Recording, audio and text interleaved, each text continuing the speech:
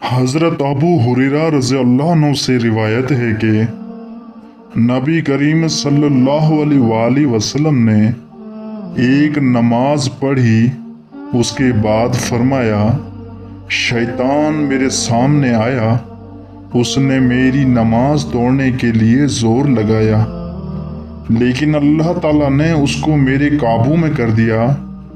मैंने उसका गला घोंट दिया या उसको धकेल दिया, और मैंने ये चाहा कि मस्जिद की एक सतून से उसको बांध दूं। सुबह को तुम उसको देख लो।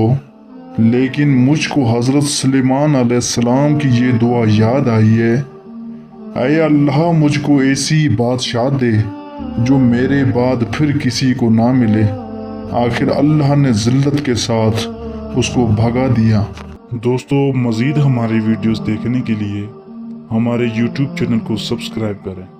अल्लाह हाफिज़।